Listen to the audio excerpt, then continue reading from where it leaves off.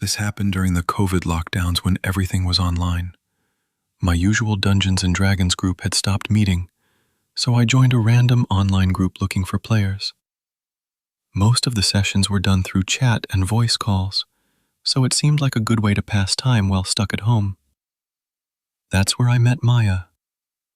She was one of the regular players in the group, and one of the first people to welcome me. At first, she seemed perfectly normal, friendly, enthusiastic about the game, and really invested in the story. There was only one thing that struck me as a little weird. Before she let me fully join the group, she asked me to write a short slice-of-life story about my character interacting with her. It felt a little strange, but since the group was very text-based and focused on storytelling, I didn't question it too much. So I wrote the little story. She approved of it, and I officially joined the campaign. For the first couple weeks, everything was fine. Then Maya started messaging me privately. At first, it was just casual conversation about the campaign, but the messages quickly became uncomfortable. She started sending weird role-play scenarios, asking if I wanted to do private story scenes with her characters. The way she described them made it obvious what she meant. I told her politely that I wasn't interested, but she didn't stop. If anything, the messages got worse. She started sending long paragraphs describing sexual scenes involving our characters. I kept telling her I wasn't comfortable with that, but she acted like I was joking or playing hard to get. What made it even stranger was the fact that her boyfriend was in the same group as us. Eventually, things crossed a line. One night, she sent me several explicit photos and a disturbing video that I had not asked for. I felt sick watching it.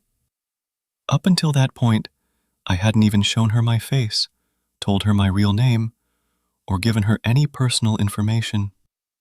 So I had no idea why she was acting like this. That was the moment I decided I was done. I told the group she had crossed a serious boundary, and I left the campaign immediately. Most of the other players were supportive and said they understood. After that, I didn't hear anything from them for months. Honestly, I forgot about the whole situation until about 6 months later. One night, I got a text from a number I didn't recognize. The message was just a selfie, and the moment I saw the face, my stomach dropped. It was Maya. Under the photo was a single message. "Hello." That's when the confusion hit me. We had only communicated through the game website. I had never given her my phone number. I didn't respond. I just blocked the number immediately. But the next day, I got another text. Different numbers, same girl, blocked again. Then another number, then another. Soon, she started messaging me on Facebook and Twitter too. Somehow, she had found my accounts and started sending me long messages asking why I had disappeared. It felt like my entire online life had been invaded. Eventually, I gave in and responded. Not because I wanted to talk to her, but because I wanted it to stop. She told me that her boyfriend had broken up with her shortly after I left the group. Then she said something that honestly terrified me. She said it was my fault. According to her, I had abandoned her, and that caused her life to fall apart. Then she said something even stranger. She told me that since I caused it, I needed to take responsibility. I told her very clearly that none of this had anything to do with me, and that I never wanted to speak to her again. That's when she sent the message that made my blood run cold. First, she sent a screenshot of my house on Google Maps. Then another image, plane tickets, tickets to the nearest airport to my town. Under the image she wrote, "I'm already on my way." My hands were shaking at that point. I blocked her immediately and called the police. Unfortunately, they said there wasn't much they could do unless she showed up or threatened violence directly. For the next few days, I barely slept. Every car that drove past my house made me look out the window. Every knock on the door made my heart race. But she never showed up. Eventually, the messages stopped. That was about a year ago, and I almost convinced myself the whole thing was over. Until last week. I got a notification on my phone from an unknown account. No message, just a single image. It was a photo taken from across the street, a photo of my house, and in the corner of the picture, I could see someone's reflection in the window of a parked car. It looked exactly like her.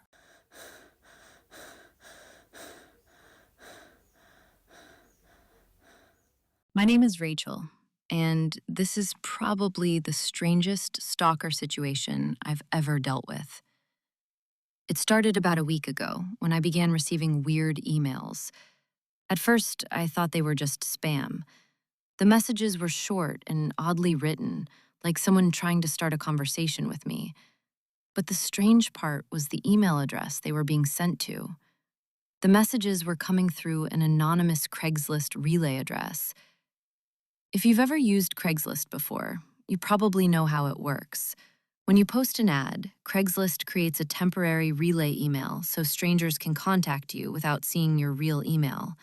The relay just forwards messages to your actual inbox. The problem was, I haven't posted anything on Craigslist in years. The first email I got said, "Hey, I saw your reply to my ad. When do you want to meet?" I immediately assumed it was sent to the wrong person and ignored it. But then another message came the next day. "You said you were curious. Don't act shy now." That's when I started feeling uneasy. I searched through my old emails and finally found where the relay address came from. 6 years ago, I posted a Craigslist ad trying to sell a house. Someone had replied to it asking about the property, and we met briefly so he could look at the place. It was a completely normal meeting. At least, that's what I thought back then. Apparently, this guy had copied and saved the anonymous relay email address from that ad. 6 years later, he decided to start using it again. But he wasn't attempting to ask about the house. Instead, he was sending messages that made it look like I had replied to his Craigslist casual encounters ad. One of the emails literally said, "So you're the girl who replied to my 'Any ladies up and horny' post from March 22nd, 2013? I didn't expect you to contact me after all this time." My stomach dropped reading that. I had never replied to anything like that. Not ever. But because the messages were going through that old relay address, it made it look like I had contacted him first. At that point, I blocked the sender. Or at least I tried. The emails kept coming from slightly different addresses, but they all used the same Craigslist relay. Each message became more personal, more uncomfortable. He started mentioning things about the house I sold, little details I had casually mentioned during our conversation 6 years ago, things I had completely forgotten. Then another problem started, my ex-boyfriend. He's always been a little obsessive, and he somehow manages to get into my online accounts sometimes, email, Facebook, anything. A couple days after the weird messages started, he texted me asking a very strange question. "Who's the guy you're replying to on Craigslist?" I froze when I read that. Apparently, he had seen the emails and assumed I was the one replying to some random man's casual encounter ad. I tried explaining that someone else was sending the messages through an old relay address, but he didn't believe me. To him, it looked like I had been secretly messaging some guy online. So now I had two creeps involved in the same situation. One stalking me through emails, the other accused me of things I didn't do. I changed my passwords, secured my accounts, and tried to ignore everything. But the emails didn't stop. Then one message arrived that honestly made my skin crawl. It was only one sentence. "You look exactly the same as you did 6 years ago." I read that line at least 5 times, trying to understand what it meant, because the truth is, I haven't seen that man since the day he came to look at the house. At least, I don't remember seeing him. But after that email, I started paying closer attention to people around me, especially when I'm walking outside, because sometimes I get the strange feeling that someone nearby is watching me, waiting for the right moment to say hello again. And the worst part is, after 6 years, I still wouldn't recognize his face if I saw him.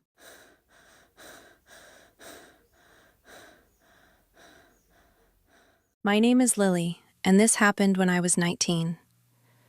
It was during the winter holidays when our college was closed for a few weeks. Right after the break, we had our final exams, so I wanted to prepare seriously. There was a small library about 15 minutes away from my house, and it was the perfect place to study because it was always quiet. So almost every day during the holidays, I went there in the afternoon and stayed until evening. Usually, I arrived around 2 p.m. and studied until sunset. During winter, it gets dark pretty early, so by the time I packed my books and laptop, it was already night outside. For the first few days, everything felt normal until one afternoon, I noticed something strange. While I was packing my things to leave, I looked outside the large library window. Across the street, there was a man standing near a streetlight. He wasn't talking to anyone. He wasn't on his phone. He was just standing there and staring directly at me. At first, I thought it was just a coincidence. Maybe he was looking at something behind me. But the next day, he was there again. Same place, same dark coat, and the same uncomfortable stare. Every time I looked toward the window, his eyes were already on me. When I finally left the library and stepped outside, he was gone, just completely disappeared. This happened for 3 or 4 days in a row. Every afternoon, I saw him outside the library window, and every evening when I left, he was nowhere to be seen. Eventually, I tried to convince myself that I was just overthinking things. Maybe he was just some random person passing by. Then one day, I decided not to go to the library. My parents had gone out for some work that evening, so I was home alone. It was a cold winter night. The wind was strong outside, and the house felt unusually quiet. I was sitting in the living room studying. My books were open on the table, and my laptop was in front of me while I was revising for my upcoming exams. Everything was calm. Then suddenly, the doorbell rang. The sound made me jump. My parents had always told me never to open the door when I was home alone, so I stayed where I was. A few minutes later, the doorbell rang again. Slowly, I stood up and walked toward the front door. There was a small peephole in the door. I leaned forward and looked through it. The moment I saw who was standing outside, my stomach dropped. It was the same man from outside the library. He was standing on my porch, looking around the yard like he was searching for something. My heart started racing. How did he know where I lived? I stayed completely silent and stepped away from the door. After about a minute, the man rang the bell again. Then he slowly walked toward the window near the porch, looking around the house like he was trying to find a way to see inside. Eventually, he walked away. I stood there for a while, hoping he was really gone. About 20 minutes later, I heard something that made my blood run cold. A tapping sound on the window. Slowly, I turned my head toward the living room window.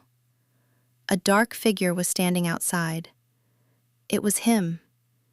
He was pressing something against the glass, trying to force it open. Then he started walking around the house, trying different windows, checking the doors. My hands started shaking. I quickly closed my books and shut my laptop, grabbed my phone, and dialed 911. The operator told me to stay calm and that the police is on the way. But while I was on the phone, I could still hear him outside. Footsteps, window tapping, the back door handle shaking. I ran to my bedroom and locked the door, sitting quietly on the floor while whispering to the operator. Then suddenly, the doorbell rang again. The sound nearly stopped my heart. But a few seconds later, flashing red and blue lights filled my bedroom window. The police had arrived. I ran downstairs and opened the door for them.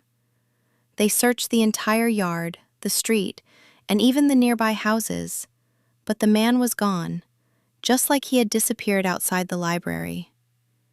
The police never found him, but the part that still scares me happened a week later. If you thought that story was disturbing, wait until you hear what happened in this next one. Click the video on your screen now, and make sure you subscribe, because the next story might be even worse.